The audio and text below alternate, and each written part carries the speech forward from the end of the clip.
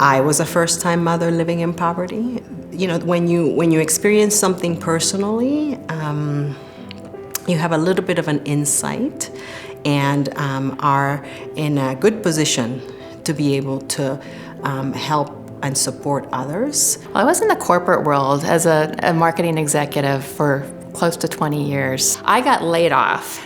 So I always say the best gift that came to me was I got laid off.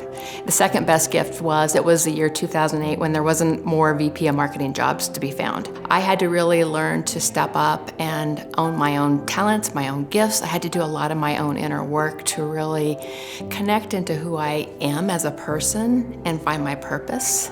I would say the biggest challenge that I've had is raising 4 children and running 2 companies. And what it's really taught me is to understand my values and what matters to me, because you cannot do it all. My living through difficult times and painful times gives me a lot of compassion and empathy and relatability to the people who are going through that in their work today. My area was the vote by mail and kind of military voter processes, and so I just kept trying to make those better. Kept trying to make suggestions, but a lot of those went on deaf ears, and so I started my own journal and started keeping copious notes about how things could be different, and then had the opportunity to lead the organization 6 years after I started there as director of elections.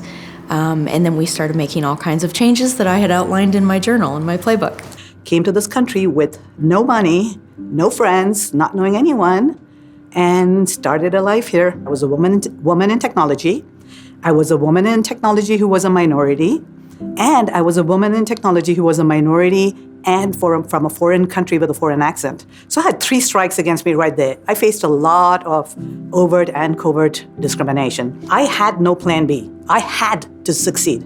That was one of the key things that drove me because, you know, a plan B really means plan basement, right? I didn't have a basement to move into, and there was no other option. I had to succeed. You know, one of my favorite quotes from Oscar Wilde, and I'm probably going to butcher it, is be yourself because everybody else is taken. This is who I am. This is, you know, not that you don't course correct or improve, but I think most people have a core understanding of who they are, and to really work to be comfortable with that.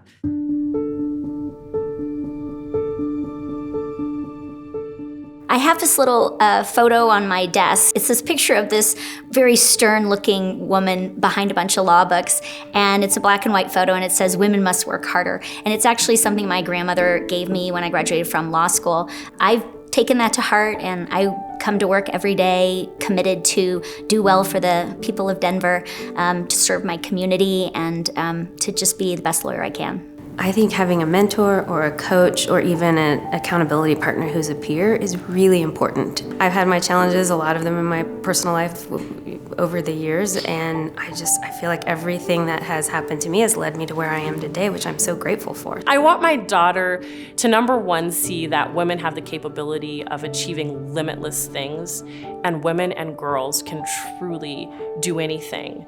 I want my son to be an ally, and it's funny to have a conversation with a 10-year-old about healthy masculinity and what that looks like, but I want him to show up for the women and people in his life, and I want him to just be like, dang, my mom was a total badass, like unapologetically, like never apologize for being a badass.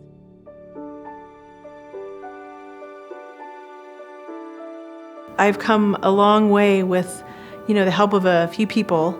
And I now owe it to others to do the same thing. And so I can't hold back those kinds of opportunities, even for the people that work for me. I have over 25 years in business, actually, and decided that the one way that I could give back was to actually work in the area of higher education. I knew that I wanted to work and to help other people move themselves forward in a way that would really serve industry and the future of workforce. I talk a lot about courage.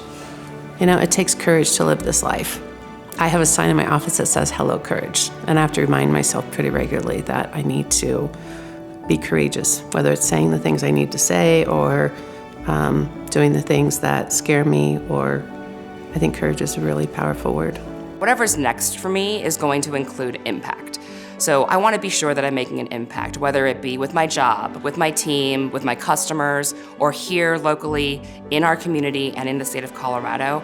Making an impact is going to be a part of my DNA for as long as I live, and I know what's next for me will always include that.